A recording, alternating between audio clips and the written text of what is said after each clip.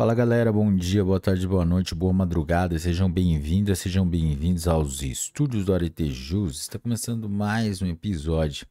Pessoal, tudo certo com vocês?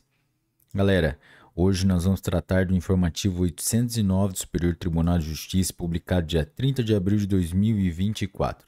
Pessoal, mas antes de começarmos, vamos para as nossas formalidades de deixar o seu like, se inscrever no canal, ativar o sininho para receber as notificações, compartilhar com seus melhores amigos, deixar as 5 estrelinhas para a gente aí no Spotify, para continuarmos no ranking top 50 de educação, e também acessar a descrição do vídeo para ter acesso às nossas plataformas de streaming, como o WhatsApp, os nossos grupos de WhatsApp, Telegram, Instagram, Spotify, Deezer, Apple Podcasts, YouTube Studio, YouTube Music, Audible, Amazon Music, Google Podcasts. Galera, vamos lá? Informativo 809 do STJ, Direito Administrativo, Direito Civil. Novidade aqui, galera, pro tema 1102 do recurso repetitivo. Destaques. É possível a comprovação de transação administrativa relativa ao pagamento de vantagem de 28,86% por meio de fichas financeiras ou documentos pedidos pelo Sistema Integrado de Administração de Recursos Humanos, SIAP, conforme o artigo 7º, parágrafo 2º da medida provisória número 2169 de 2169-43 de 2001. Apenas em relação a acordos firmados posteriormente à vigência dessa norma. 2. Quando não for localizado o instrumento de transação devidamente homologado e buscando impedir o enriquecimento ilícito, os valores recebidos administrativamente a título de 28,86%, demonstrados por meio dos documentos expedidos pelo SIAP, devem ser deduzidos do valor apurado, com as atualizações pertinentes. Processo. Recurso especial número 1.925.176 do Pará e 1.925.194 de Rondônia, julgada em 18 de abril de 2024. Direito Administrativo. Resumo. É possível a aplicação da Lei nº 14.230 de 2021, com relação à exigência do dolo específico para a configuração do ato improbo aos processos em curso. Processo. Recurso especial número 2.107.601 de Minas Gerais, julgado em 23 de abril de 2024. Inteiro teor. A questão jurídica referente à aplicação da Lei 14.230 de 2021, em especial, no tocante à necessidade da presença do elemento subjetivo dolo para a configuração do ato de improbidade administrativa e da aplicação dos novos prazos de prescrição geral e intercorrente, teve a repercussão geral julgada pelo Supremo Tribunal Federal no tema número 1199 do STF. A despeito de ser reconhecida a irretroatividade da norma mais benéfica advinda da Lei nº 14.230 de 2021, que revogou a modalidade culposa do ato de improbidade administrativa, o STF autorizou a aplicação da lei nova, quanto a tal aspecto, aos processos ainda não cobertos pelo manto da coisa julgada. A primeira turma desta Corte Superior, no julgamento no agravo do recurso especial número 2.031.414 de Minas Gerais, em 9 de maio de 2023, formou a orientação de conferir interpretação restritiva às hipóteses de aplicação retroativa da Lei de Improbidade Administrativa, com redação da Lei 14.230 de 2021, adstrita aos atos improbos culposos não transitados em julgado, de acordo com a tese 3 do tema 1199 do STF. Acontece que o STF, posteriormente, ampliou a abrangência do tema número 1199 do Supremo Tribunal Federal, a exemplo do que ocorreu no agravo no recurso extraordinário número 803.568, admitindo que a norma mais benéfica prevista na Lei 14.230, decorrente da revogação, naquele caso, tratava-se de discussão sobre o artigo 11 da Lei de Improbidade Administrativa, poderia ser aplicado aos processos em curso. Tal como aconteceu com a modalidade culposa e com os incisos 1 e 2 do artigo 11 da Lei de Improbidade Administrativa, questões diretamente examinadas pelo STF, a conduta improba escorada em dolo genérico, tema ainda não examinado pelo Supremo, também foi revogada pela Lei nº 14.230, pelo que deve receber rigorosamente o mesmo tratamento. Aliás, no item 3 da tese tema número 1199 do Supremo Tribunal Federal, consta que a Lei nº 14.230 de 2021 aplica-se aos atos de improbidade administrativa culposos praticados na vigência do texto anterior da lei, porém, sem condenação transitada em julgado, em virtude da revogação expressa do texto anterior, devendo o juiz competente analisar eventual dolo por parte do agente.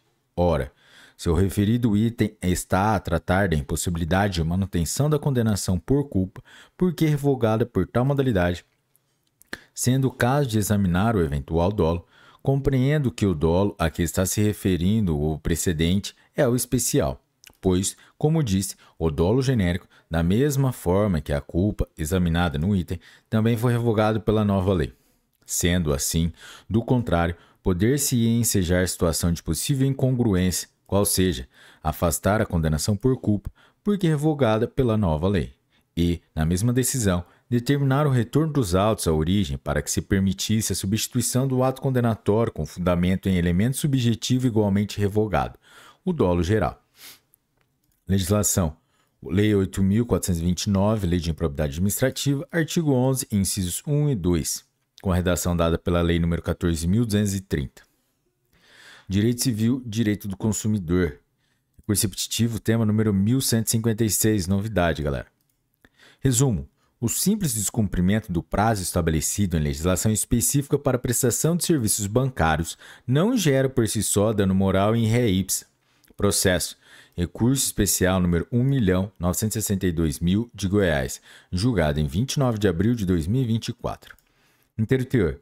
A perda de tempo, quando injusta e ilegítima, pode ensejar ilícito, desde que este seja comprovado, a partir da postura leniente do fornecedor de serviços e do nexo causal entre este e o efetivo prejuízo causado ao consumidor.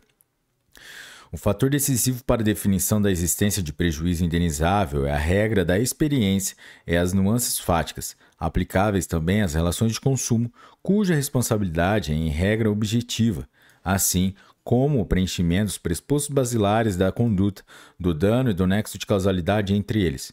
O atraso em virtude de uma fila, por si só, não tem o condão de ofender o direito de personalidade do consumidor dos serviços bancários.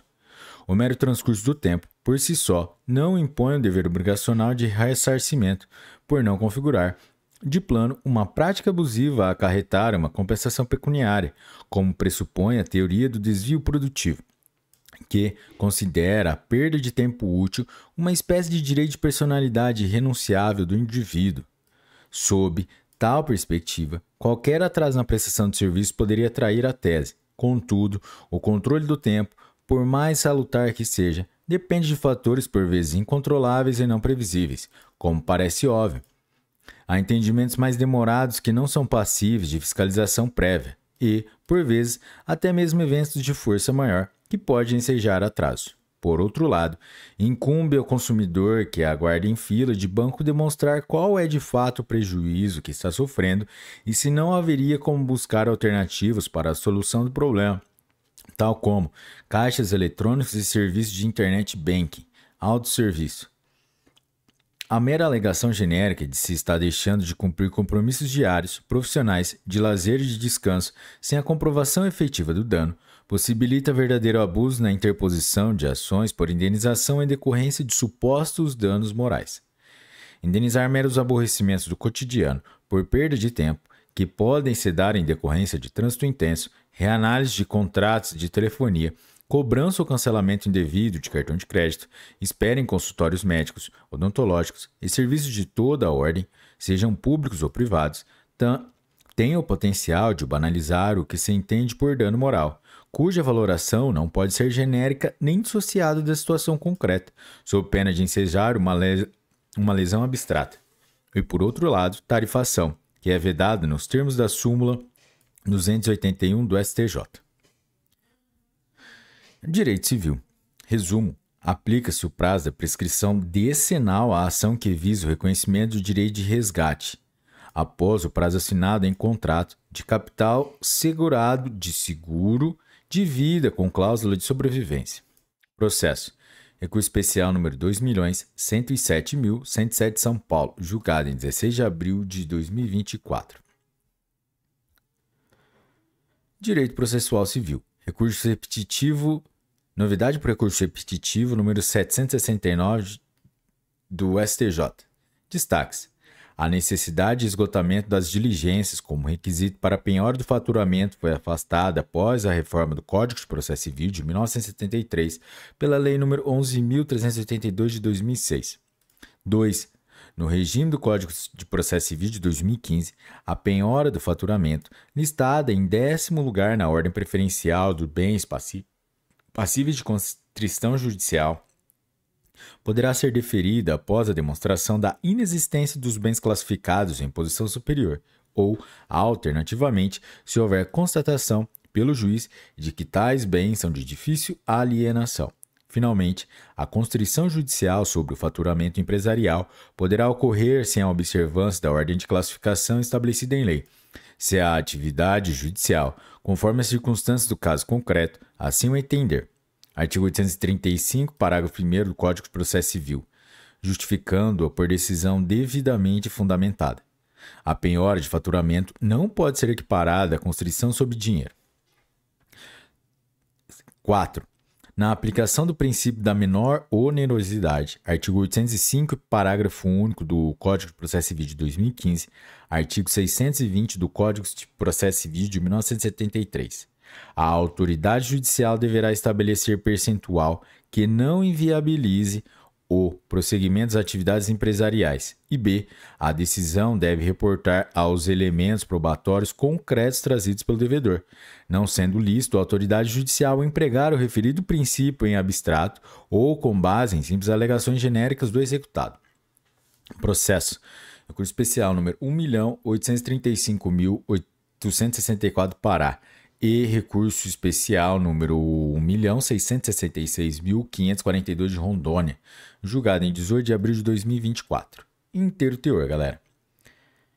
A jurisprudência do STJ, com base no artigo 677 do Código de Processo Civil de 1973 e no artigo 11, parágrafo 1º da Lei 6.830 de 1980, que mencionam a possibilidade de a penhora atingir o próprio estabelecimento empresarial, interpretou ser possível a penhora de faturamento empresarial como medida excepcional, dependente da comprovação do exaurimento infrutífero das diligências para a localização de bens do devedor.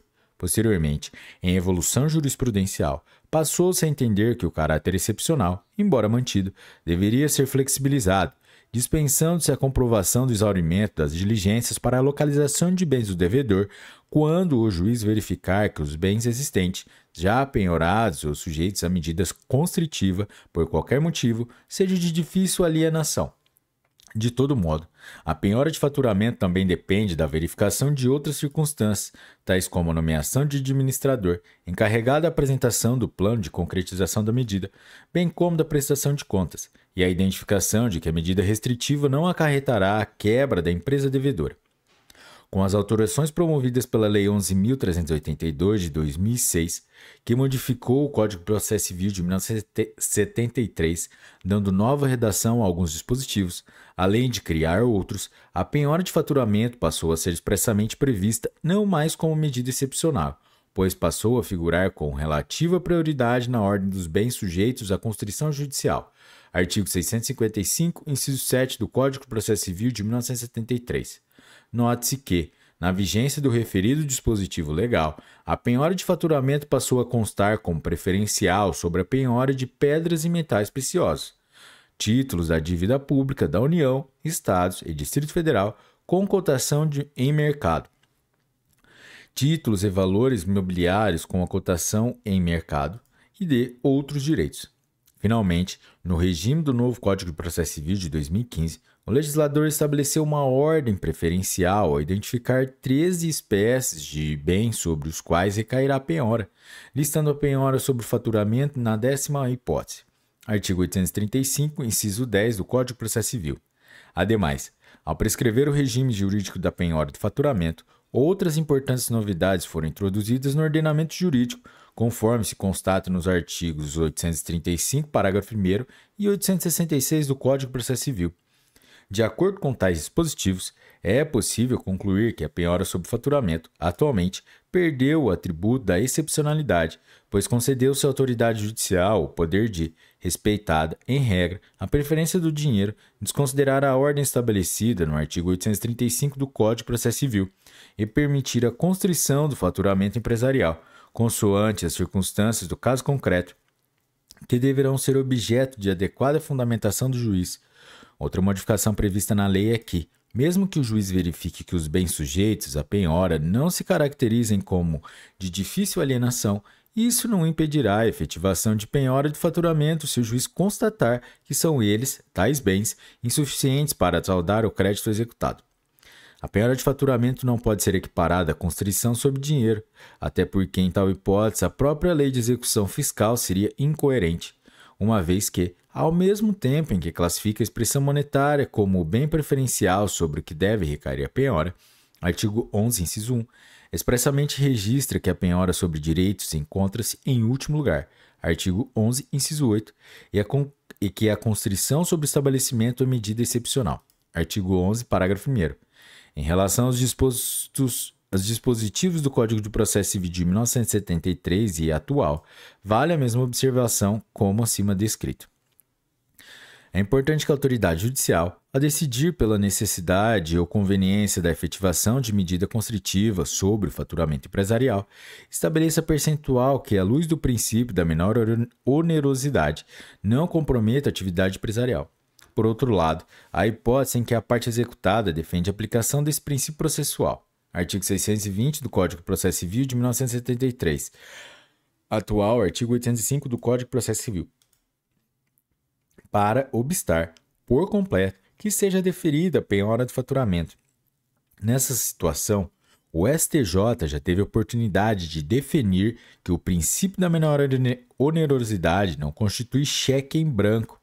A decisão a respeito do tema deve ser fundamentada e se pautar em elementos probatórios concretos trazidos pela parte a quem aproveita, em caso, pelo devedor, não sendo lícito à autoridade judicial aplicar em abstrato o referido dispositivo legal, com base em simples alegações da parte devedora. Direito processual penal.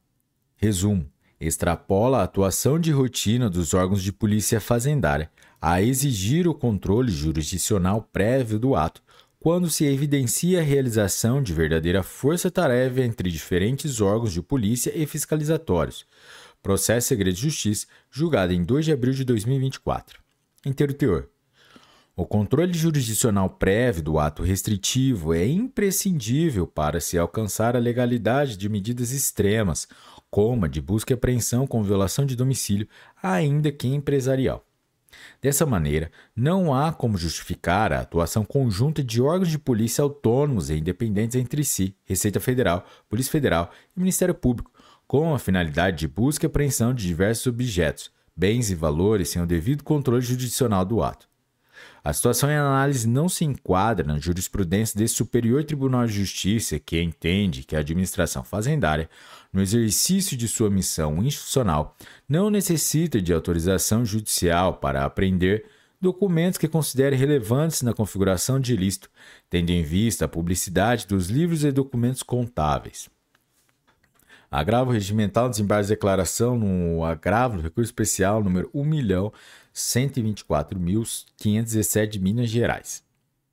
Isso porque não há que falar em atuação de rotina dos órgãos de polícia fazendária, apta a dispensar o mandado judicial de busca e apreensão domiciliar, quando o caso concreto evidencia a realização de verdadeira força-tarefa entre diferentes órgãos de polícia e fiscalizatórios. Operação complexa e simultânea em diversos estabelecimentos afastam o argumento de atuação de rotina. Fato é que os indícios da prática de crime tributário e a complexidade da operação que se vislumbra deflagrar são fatores a indicar a necessidade de autorização judicial para a busca e apreensão dos livros e demais objetos. Tanto é assim que os demais endereços foram abarcados nos mandados judiciais que autorizaram a medida cautelar. E da mesma forma deveria ter ocorrido em relação ao endereço da sede da empresa, que não constavam de mandado judicial que autorizasse tal apreensão. É importante considerar que o poder fiscalizatório tem prerrogativas atribuídas pelo legislador, que devem ser rigorosamente observadas. Contudo, e não menos razoável, é o raciocínio no sentido de que os seus órgãos e agentes são detentores de plenas condições de agir em conformidade com o que determina a lei de regência das medidas extremas, notadamente em razão do caráter de excepcionalidade que as reveste. Direito processual penal.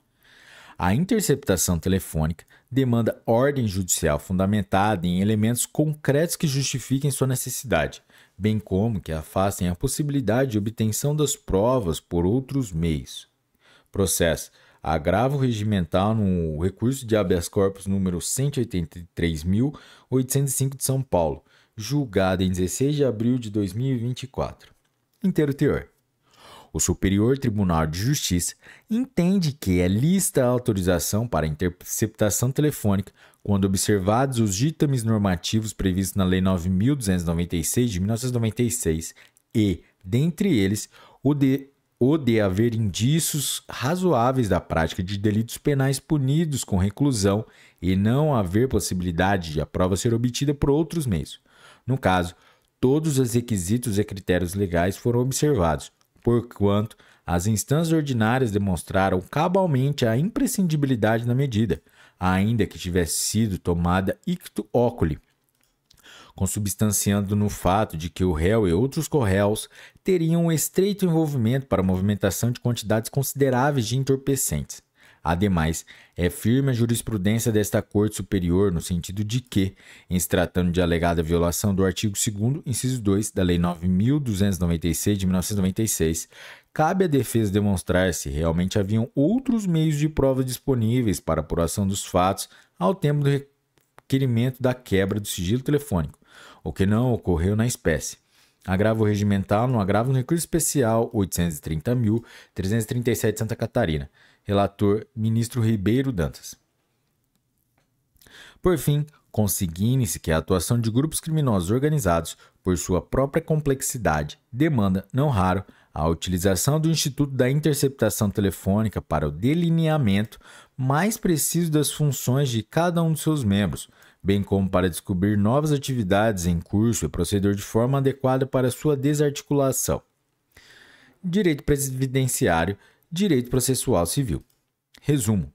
Nas ações de acidente de trabalho, os honorários periciais adiantados pelo INSS constituirão despesa a cargo do Estado, nos casos em que o sucumbente a parte autora, beneficiária da isenção de ônus sucumbenciais, previsto no parágrafo único do artigo 129 da Lei nº 8.213 de 1991, sendo desnecessário o ajuizamento de ação autônoma para tanto. Processo. Recurso especial número 2.126.628 São Paulo, julgado em 23 de abril de 2024. Galera, chegamos ao final de mais um episódio. Se você chegou até aqui é porque você curtiu, então deixe o seu like, se inscreva no canal, ative o sininho para receber as notificações, compartilhe com seus melhores amigos, deixe 5 estrelas pra gente aí, entre nos nossos grupos de WhatsApp e Telegram com os convites aí na descrição do vídeo. E galera, é isso aí, bons estudos, um forte abraço e tchau!